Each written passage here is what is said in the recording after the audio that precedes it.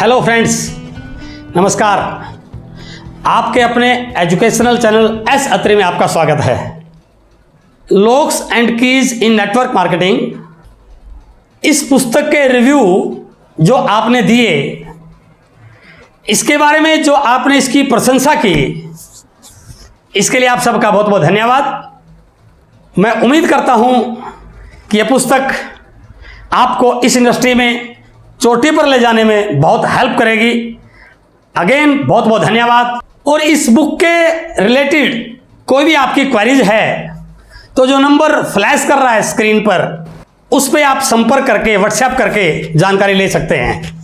पिछली वीडियो में अपने डिस्कस किया था कि यदि प्लान दिखाने से पहले शुरुआत ऐसे करें तो ज्वाइनिंग की लाइन लग जाएगी। और रियली में उस वीडियो को देख करके बहुत सारे लोगों ने जो कमेंट किए कि सर ज्वाइनिंग की लाइन लग गई है, और उस वीडियो को आपने जिस ढंग से प्रमोट किया, शेयर किया, आज वो नंबर 1 वीडियो बन चुका है। अगेन उसके लिए आप सबका बहुत बहुत आभार। लेकिन आज का वीडियो उससे रिलेटेड है, उससे जुड़ा हुआ है।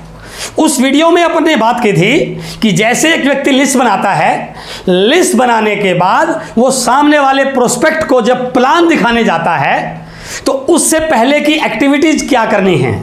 डायरेक्ट प्लान नहीं दिखाना, पहले आपने उससे अपॉइंटमेंट लेनी है। अपॉइंटमेंट कैसे ली जाए वो इस वीडियो में बताया गया। और अपॉइंटमेंट लेने के बाद जब आप उससे मिलते हैं तो प्लान दिखाने से पहले 5-7 मिनट के लिए जो आपने बातचीत करनी है वो कैसे की जाए वो इस वीडियो में बताया गया।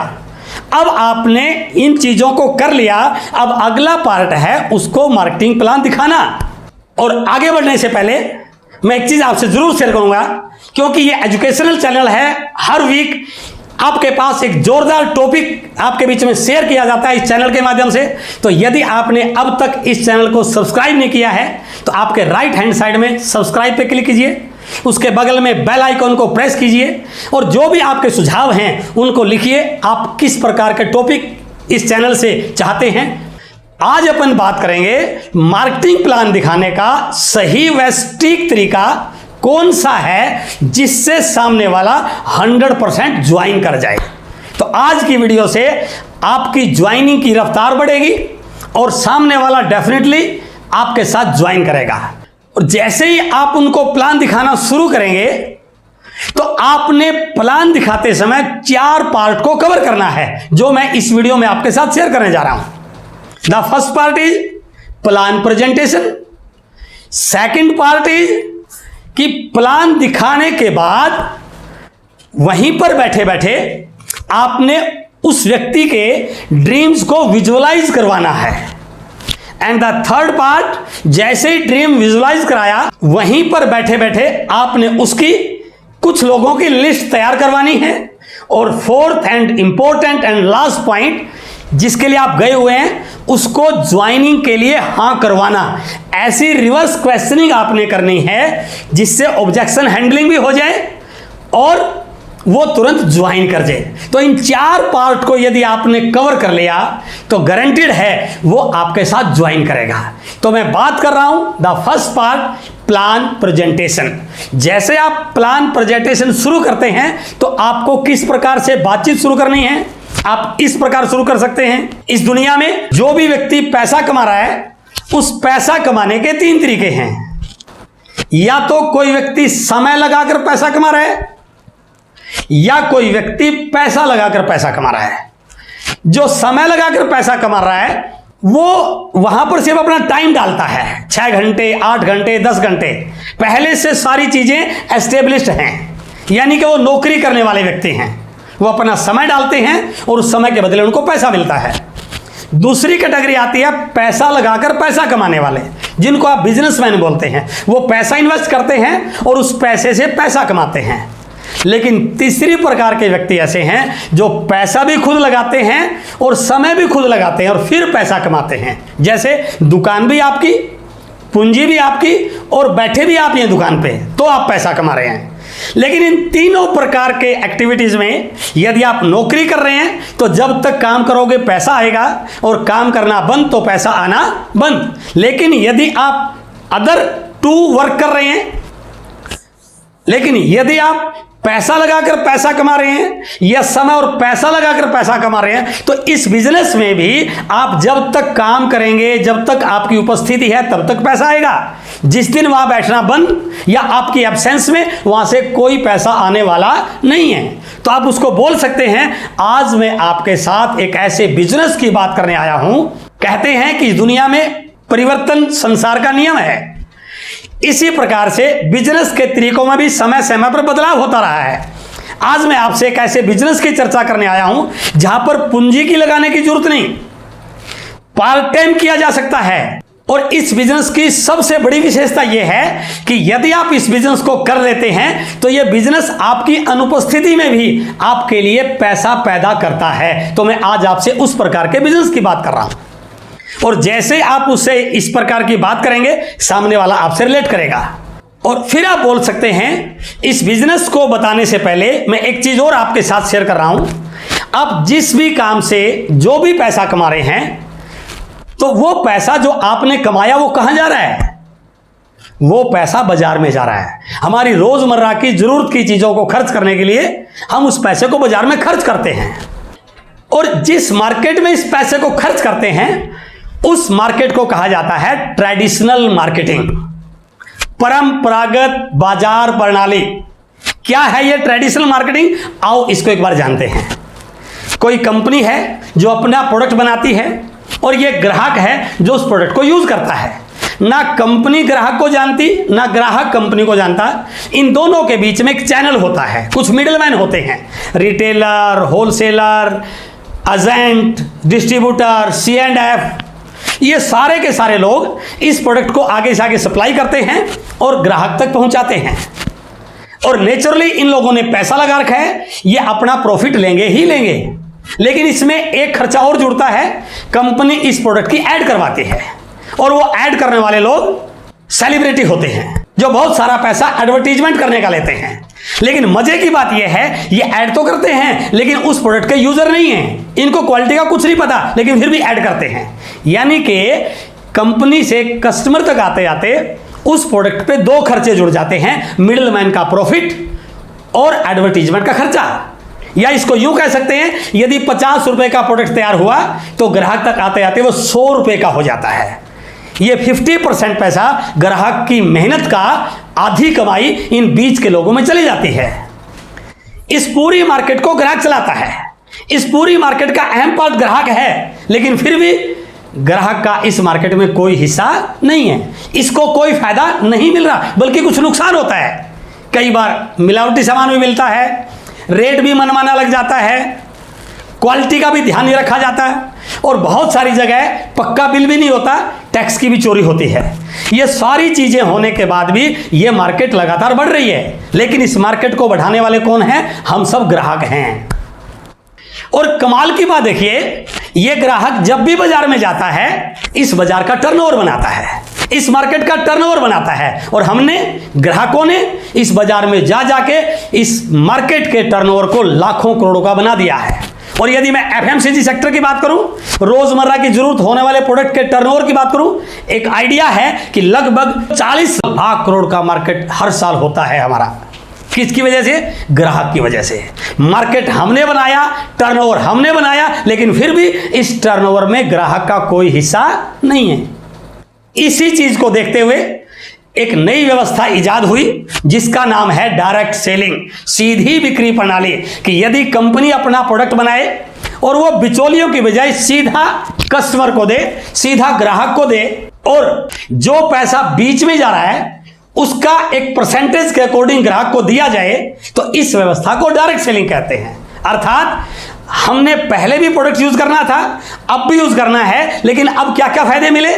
पक्का बिल मिलेगा, सामान की क्वालिटी की गारंटी मिलेगी, शुद्ध सामान मिलेगा, और एक रेट पे मिलेगा। कहीं भी खरीदेंगे एक रेट पे मिलेगा। और सबसे बड़ी चीज, जो टर्नओवर बिचौलियों का होता था, आज के बाद वो टर्नओवर ग्राहक का होना शुरू हो सकता है। यदि मैं इसको एक सिंपल लेमैन की भाषा में समझाऊं, इस ट्रेडिशनल मार्केटिंग में मान लो आप इस दुकान के पिछले 20 साल से ग्राहक हैं। आप इस दुकान पर सामान लेने गए और उस दुकान पे दो लोग बैठते हैं, उसका मालिक और उसका बेटा। बाय द वे मालिक दुकान पे नहीं था, बेटा मौजूद था। आपने उस बेटे को बोला बेटा ये सामान निकाल दो। आपने एक लिस्ट दी और उस लड़के ने उस लिस्ट के अकॉर्डिंग आपका सामान निकाला, थैले में पैक किया, और जैसे आपने पूछा कितना बिल हुआ, उसने बताया 3000 रुपये। अब सुनिए इस बात को ध्यान से। आपने उसको 3000 रुपये दिए, थैला उठाया और दुकान से बाहर निकले। और जैसे आप दुकान से बाहर निकले, उसका पिताजी दुकान में आया और उसने आते ही लड़के से पूछा कि बेटा क्या हुआ, और लड़के ने तुरंत उत्तर दिया 3000 की सेल हुई, 3000 की बिक्री हुई, 3000 का बिजनेस हुआ, 3000 का कारोबार हुआ। अर्थात आपकी खरीदारी किसी और का व्यापार बनती है। अब मैं बात कर रहा हूं डायरेक्ट सेलिंग की। अब आपने फैसला लिया कि घर का वही सामान जो मैं वहां से लेके आता था, जहां पर क्वालिटी की गारंटी नहीं थी, रेट का झमेला था, आपका कोई हिस्सा नहीं था।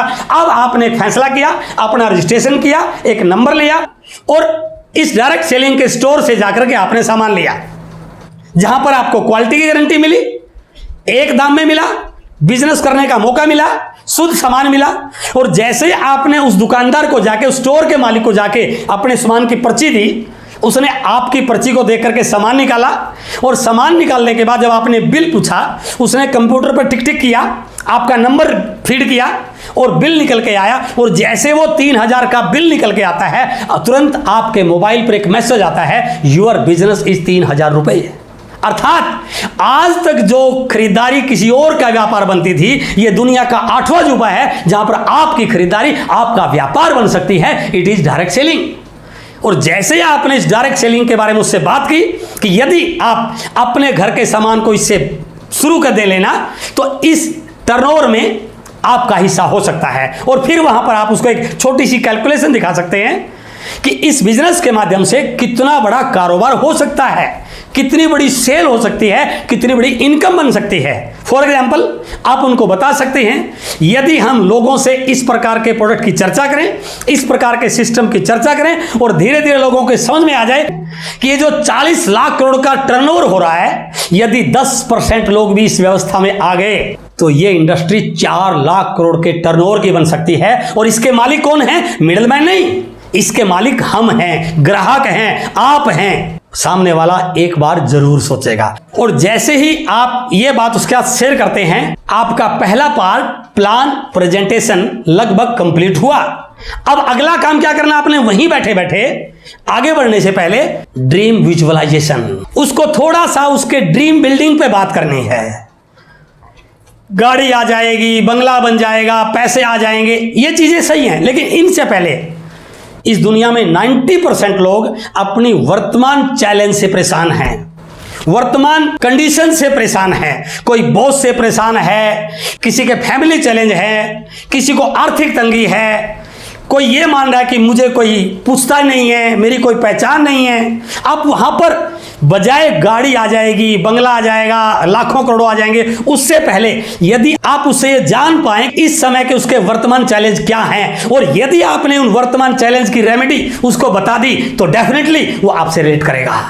आप उसको बोल सकते हैं कि सर, इस बिजनेस में कोई बॉस नहीं है, आप अपने बिजनेस के बॉस हैं।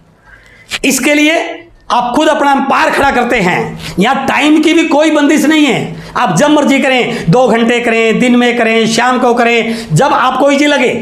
उसको क्या लगेगा? मैं जिस बॉस से परेशान हूं, इस बिजनेस में उस परेशानी का हल है। कहने का भावार्थ क्या है कि आपने उनके छोटे छोटे ड्रीम्स को इस बिजनेस के माध्यम से पूरा होते हुए यदि दिखा दिया, तो उसका सॉफ्ट कॉर्नर आपके साथ आना शुरू हो जाएगा। यहां पर एक बात और आपने ध्यान रखनी है, जब भी आप उससे बात करें, ये बिल्कुल नहीं कहना हम इसमें ऐसा करेंगे, नो, हम का प्रयोग नहीं करना, आपका प्रयोग करना है। यदि आप इस बिजनेस को करते हैं तो ये आपको मिल सकता है, यदि आप इस बिजनेस को करते हैं तो ये आपको ये आ सकता है। और यदि आप उनका नाम लेंगे तो उनको और अच्छा लगेगा, क्योंकि इस दुनिया में हर व्यक्ति अपने नाम को पसंद करता है। सपोज कीजिए उनका नाम मिस्टर राम है, तो आप ये भी बोल सकते हैं, मिस्टर राम, यदि आप इस बिजनेस में आ जाते हैं तो ये सारी की सारी अचीवमेंट आपकी होंगी। हर व्यक्ति को किसी और के मुंह से अपना नाम सुनना अच्छा लगता है, तो आप बार बार आपका इस्तेमाल कर सकते हैं। तो यहां पर एक छोटी सी ड्रीम बिल्डिंग आप उसकी शुरू कर सकते हैं, उनके ड्रीम को विजुलाइज करा सकते हैं। अभी आपने उससे यह नहीं पूछना है कि आप ज्वाइन करेंगे कि नहीं करेंगे, बिल्कुल नहीं पूछना है। अभी तीसरे पॉइंट पे आना है थर्ड पॉइंट क्या है? उसकी एक छोटी सी लिस्ट बनाना। अब आप उससे अगला सवाल कर सकते हैं कि सर आपके सर्कल में भी कुछ ऐसे लोग जरूर होंगे, क्योंकि हर व्यक्ति के सर्कल में होते हैं जो उसके शुभ चिंतक होते हैं। आपके पास जरूर कुछ ऐसे लोग होंगे जो आप पे विश्वास करते होंगे, या आप उन पे विश्वास करते होंगे, या आप उनको जिंदगी में आगे जाना देखने चाहते होंगे। और जैसे आपने एक प्रश्न पूछा, इसका एक भी उत्तर आपको नेगेटिव मिलने वाला नहीं है।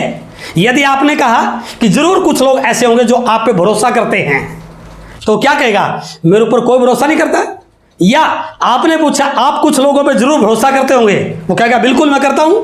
या ऐसे कुछ लोग जरूर होंगे जिनका भला चाहते हैं, जिनको आप आगे बढ़ना देखना चाहते हैं, वो क्या कहेगा? मैं किसी को आगे बढ़ना देखना नहीं चाहता। और जैसे आपने पूछा तो उनसे आप कुछ नामों का बारे में बातचीत कर सकते हैं, तो वो कहेगा हाँ 2 4 5 लोग हैं मेरे, mister Mohan, mister Shyam, mister Naveen, mister Pankaj, वो 2 4 5 नाम आपके साथ शेयर करेगा। इसका मतलब क्या हुआ? वहीं बैठे बैठे आपने उसकी एक छोटी सी लिस्ट बनवा दी।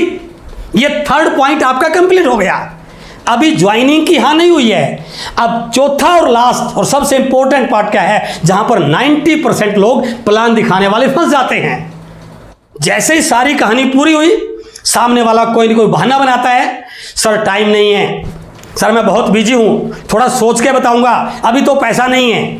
इस बात को आने से पहले ये चौथा पॉइंट यदि आपने कर लिया तो डेफिनेटली उसके पास इस प्रकार का कोई सवाल आपके सामने आएगा ही नहीं। कैसे? जैसे आपने उससे 4 5 लोगों के नाम पूछे जिनका भला चाहते हैं, तुरंत आप पूछिए कि सर मान लीजिए आप मिस्टर मोहन को प्लान दिखाते हैं, और प्लान दिखाते समय मोहन जी ने आपको ये बोला सर मेरे पास टाइम नहीं है इस समय, तो आपका क्या आंसर रहेगा? या आपने मिस्टर पंकज को प्लान दिखाया और मिस्टर पंकज जी ने आपको बोला सर इस समय पैसे नहीं हैं। या मिस्टर सोहन को आपने प्लान दिखाया, सोहन से बात की और सोहन जी ने बोल लिया कि सर इस समय मैं बहुत बिजी हूं, या कोई बहाना बनाया, तो आपका उनके लिए क्या आंसर रहेगा? इससे 2 फायदे हो गए आपके। पहला, आपने उसको उस सिचुएशन से हैंडल करने के लिए पहले से प्रिपेयर कर दिया।